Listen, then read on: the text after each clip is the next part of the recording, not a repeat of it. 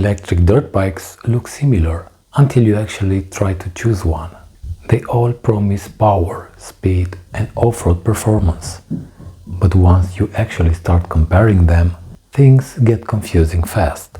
Some feel smooth and easy to ride, others feel aggressive and hard to control.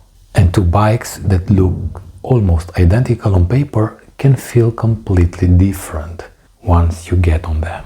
So instead of getting lost in specs, I'll show you what actually matters and how to tell if a bike is actually right for you just by looking at its specs.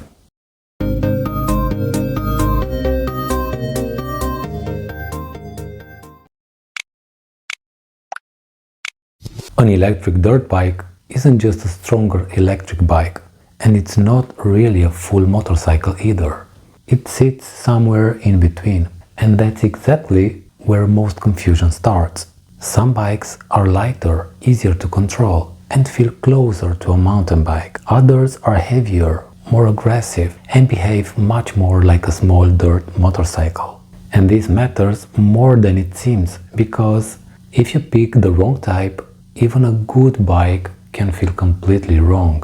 So before thinking about specs, it's better to first picture how you actually want to ride. And once that's clear, the next thing people usually look at starts to make a lot more sense. If you want to explore some options while watching, you'll find a link in the description. Power is usually the first number people focus on, but in practice, what matters isn't how much power a bike has, it's how usable that power feels. For example, a lower powered bike in the 1000 to 2000 watt range will usually feel smoother and easier to control, especially if you're new or riding on tighter trails. Once you go above that, acceleration becomes much stronger, but also more aggressive, and not everyone is comfortable with that. That's why more power doesn't automatically mean a better experience. In fact, if the bike feels too aggressive, it can become tiring and harder to control. So instead of chasing the highest number, it's better to think about whether that level of power actually matches how you plan to ride. And once you start thinking in those terms, another important factor becomes much easier to understand. Battery range is one of those things that looks simple on paper but behaves very differently in real life. What manufacturers show is usually based on ideal conditions, but actually riding is rarely ideal. If you're riding on flat ground at a steady pace, you might get close to the advertised range. But once you start going off-road, climbing or accelerating more aggressively, that number can drop a lot. So a bike that claims around 60 kilometers might realistically give you closer to 30 or 40, depending on how you ride. That's why it's more useful to think about how long your typical ride is, rather than focusing only on the maximum range. And once you take the bike off smooth terrain, another element starts to matter even more. As soon as the terrain gets rough, the way the bike handles bumps becomes very noticeable. A good suspension setup absorbs impacts and keeps the bike stable, which makes the ride feel controlled and comfortable. A weaker setup does the opposite, and the ride can quickly become tiring or unpredictable. What's interesting is that the more powerful the bike is, the more important this becomes, because higher speed and stronger acceleration amplify every small instability.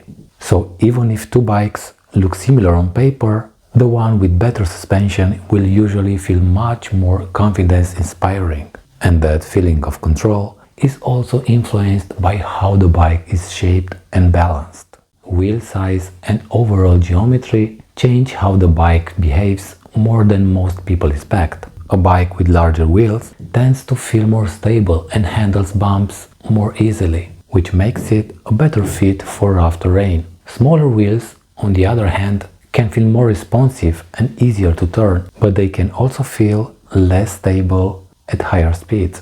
At the same time, the way the bike is balanced affects how natural it feels when you ride in it. Some setups feel intuitive right away, while others take more effort to get used to. These are the kinds of differences that don't always stand out immediately, but become very clear after a longer ride. And once you start thinking about how the bike feels over time, weight becomes another important factor. Weight affects almost everything, from how easy the bike is to control to how practical it is to use day to day. A heavier bike can feel more stable when you're moving, but it's also harder to maneuver, especially in tighter areas or when you need to lift or transport it.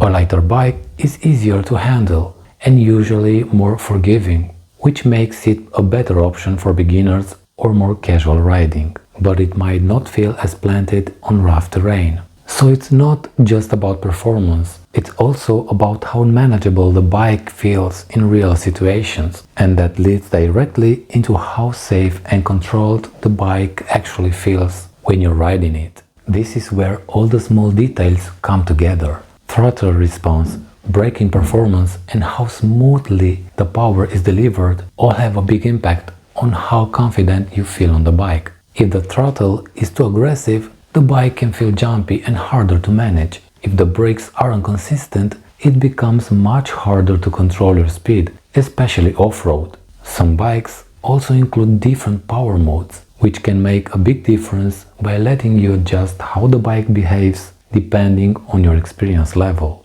These aren't always the most obvious specs, but they define how safe and enjoyable the ride actually is. And even if everything feels right so far, there's still one last thing that can make or break the experience. Even if a bike looks perfect on paper, it still needs to fit your actual routine. Where you ride, how you transport it, and how often you use it all play a role. A bike that's too heavy to move easily or too powerful for your usual riding environment can end up being used less than you expect. So instead of focusing only on performance, it's worth thinking about how the bike fits into your day-to-day use. Because in the end, the best electric dirt bike isn't the one with the best specs. It's the one that actually feels right every time you ride it. The best electric dirt bike isn't defined by speed or power. It's defined by how well it matches the way you ride. When control, comfort, and real-world usability all come together, the experience becomes smooth, predictable, and genuinely enjoyable.